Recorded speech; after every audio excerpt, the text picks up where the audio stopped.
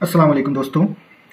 नए साल में हम हाजिर हैं नए सीरीज़ के साथ और वो है माइक्रो कैप सीरीज़, जिसमें हम माइक्रो कैप शेयर को एनालिसिस करेंगे। आज का हमारा एनालिसिस जो शेयर है एनालिसिस के लिए वो है आयरन इंडस्ट्री, जो आपके सामने स्क्रीन पे अभी दिख रहा है।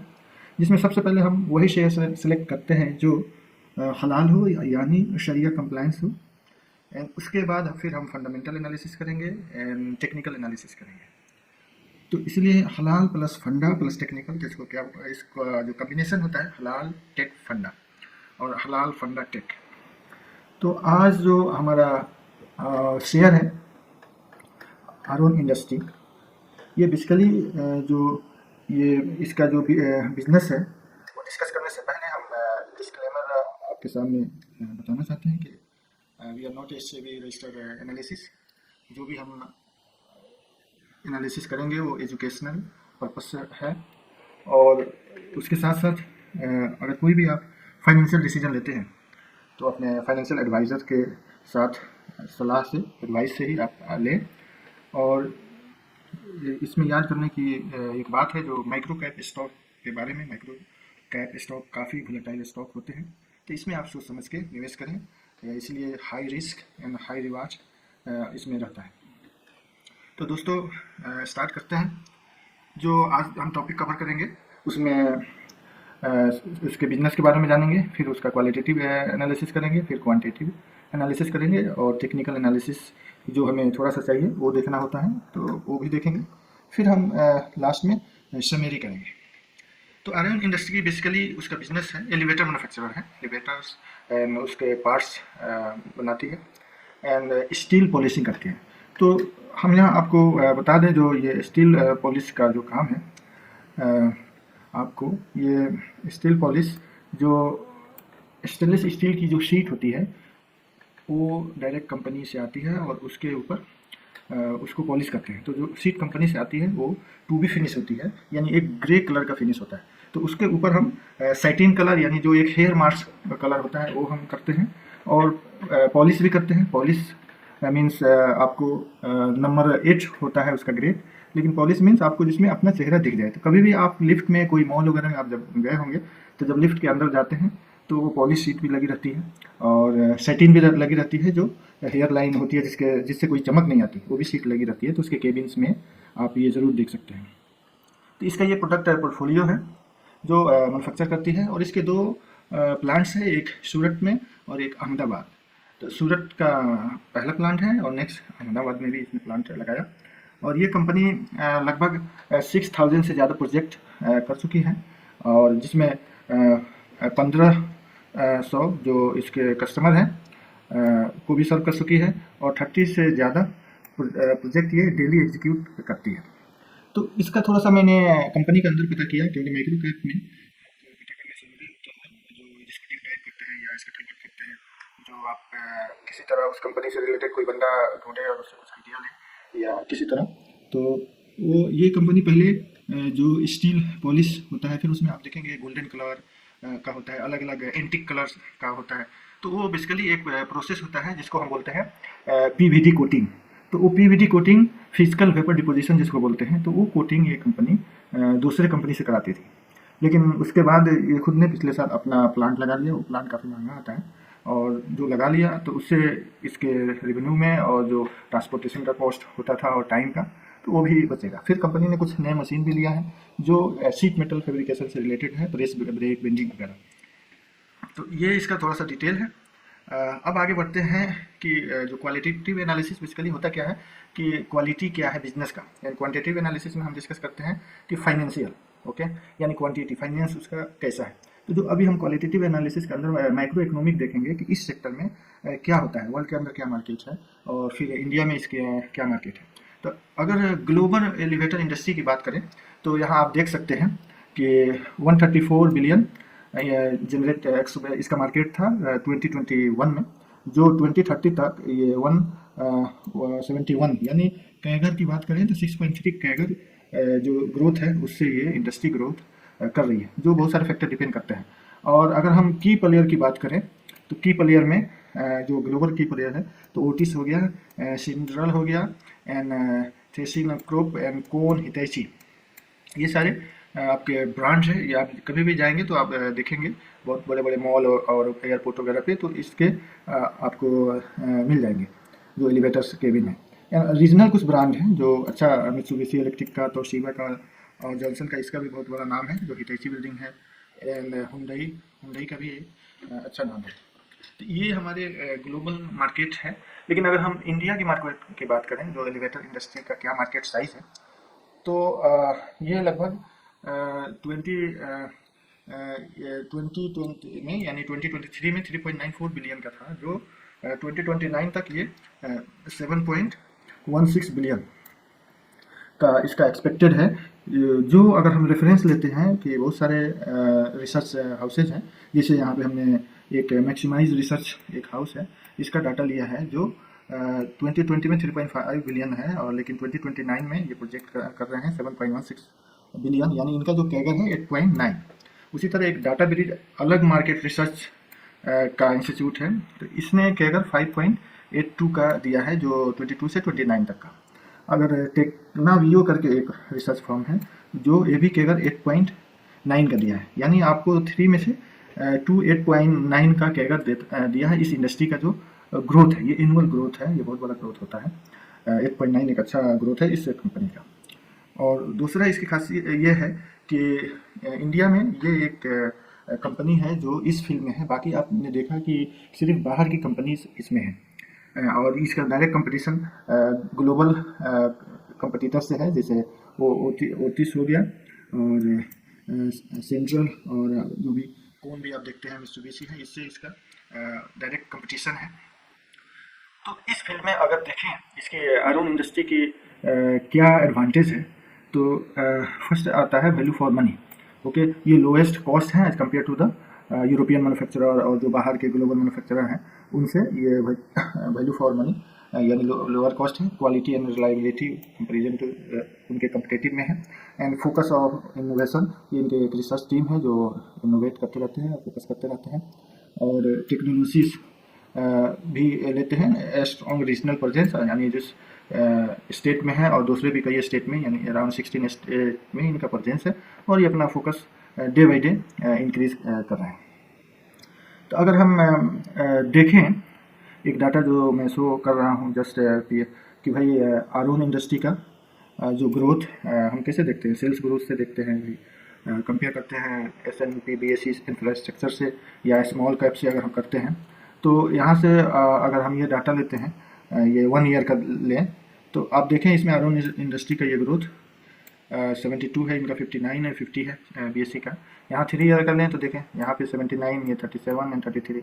अगर यहाँ 5 ईयर का ग्रोथ लें तो 67 एंड 19 एंड 20।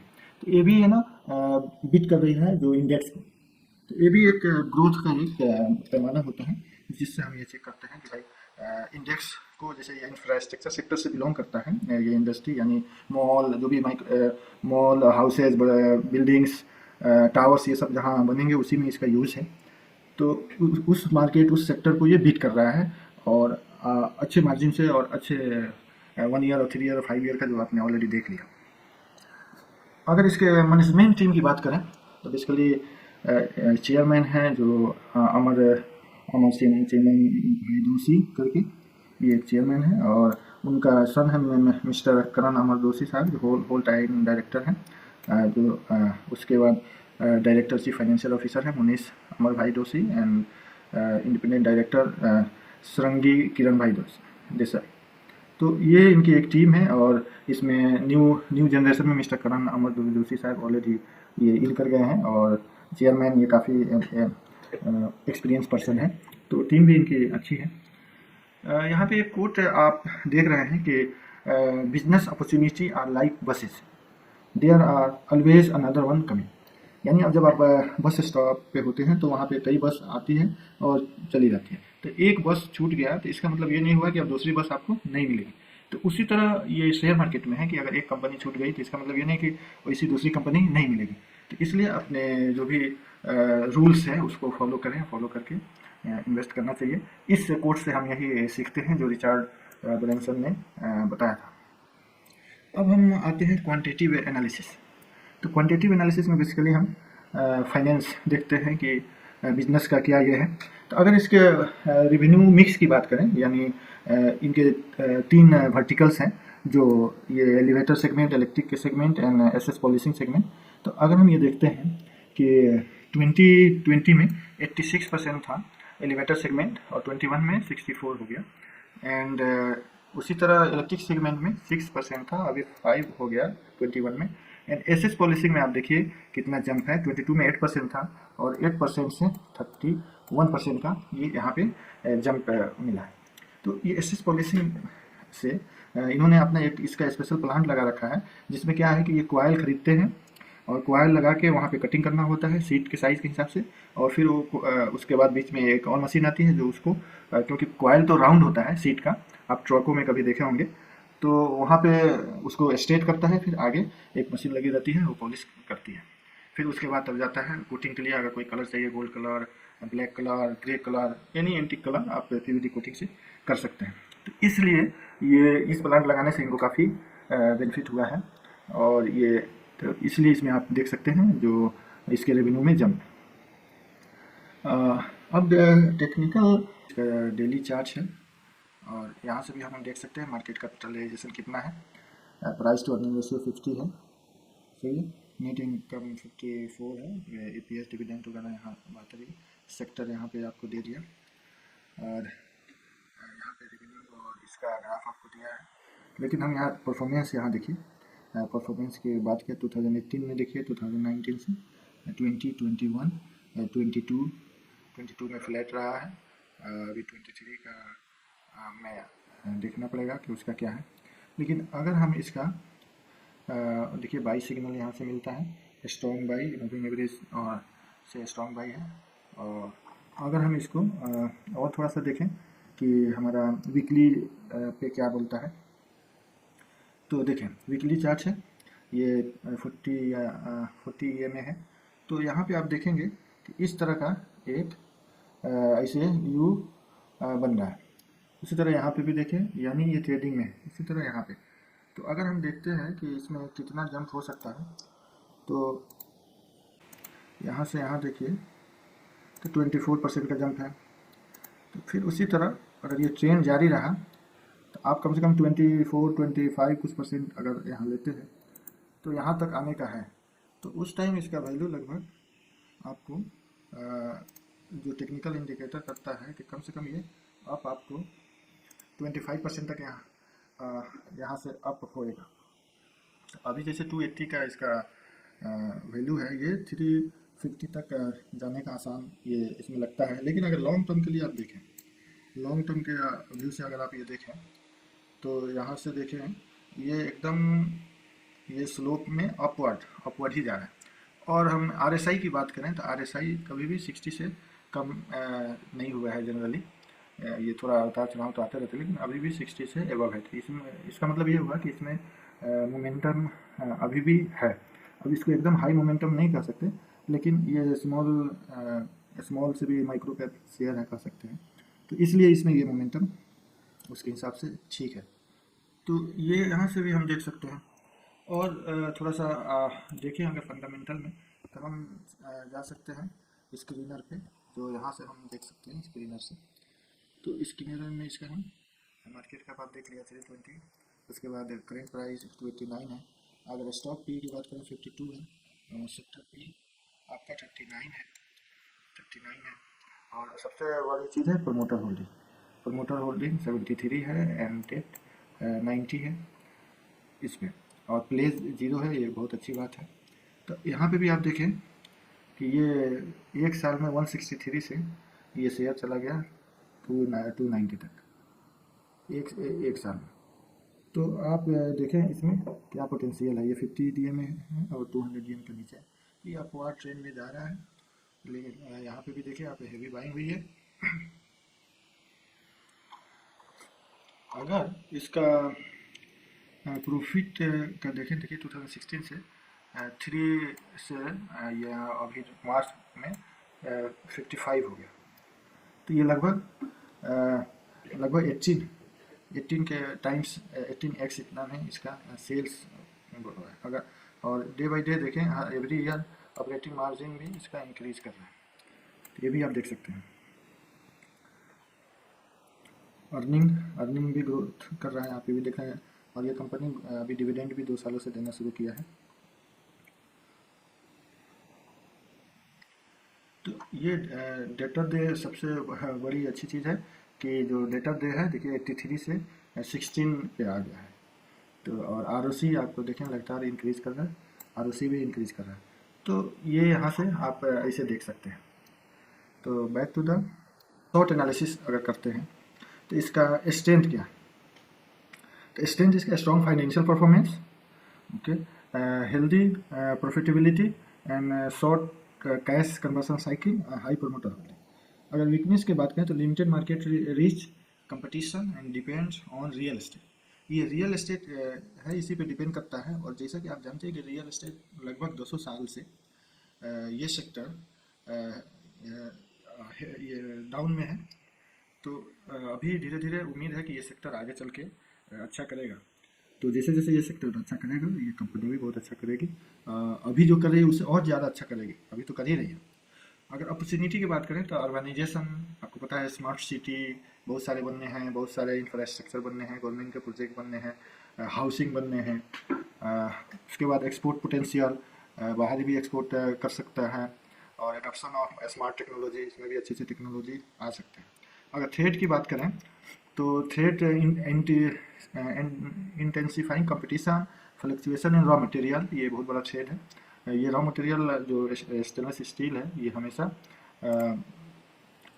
ये डिपेंड करता है ग्लोबल मार्केट पे। तो ये बहुत बड़ा एक थ्रेड है। टेक्नोलॉजिकल डिस्ट्रप्शन, ये भी एक थ्रेड है। तो ये इसके थ्रेड हैं और ये शॉर्ट एनालिसिस था, ऑपर्चुनिटी, थ्रेड, वीकनेस जो आपको मैंने बता दिया। अगर समरी की बात करें तो कंपनी का जो sales growth 47.98% and profit 45.7% last year था। ये ग्रोथ था लास्ट ईयर का। और ये कंसिस्टेंट कुछ सालों से ये ग्रोथ रहा है सेल्स में, ठीक है। और रिटर्न और इक्विटी की बात करें तो ये भी 29.72 एंड 29.8 यानी 29.8 यानी 20 के आसपास ये रहता है। तो इसका मतलब ये है कि जो कंपनी अपने रिसोर्सेज को यूटिलाइज करती है। And company has a cash conversion cycle of 56.47, ये भी बहुत अच्छी है इस फील्ड में क्योंकि ये कमोडिटी बेस्ड बिजनेस है। तो कंपनी इसका मतलब एफिशिएंट है जो इन्वेंट्री कैश को मैनेज करती है। एंड प्रमोटो होल्डिंग 73% है। तो ये भी एक कमिटमेंट है कि बिजनेस का जितना का प्रमोटर होल्डिंग रहता है तो वो प्रमोटर उतना ही, क्योंकि उसके नुकसान और फ़ायदे में उसको ज़्यादा फ़ायदा है, तो इसलिए प्रमोटर अच्छे से वर्क करता है। तो ये आज का था हमारा एनालिसिस। और आप ज़रूर कमेंट में बताएं कि ये एनालिसिस कैसा लगा, और हमारे चैनल को सब्सक्राइब करें। और इसी तरह के हम वीडियोस इस साल में लाते रहेंगे और आप हमारा हौसला अफजाई करें। अस्सलाम वालेकुम।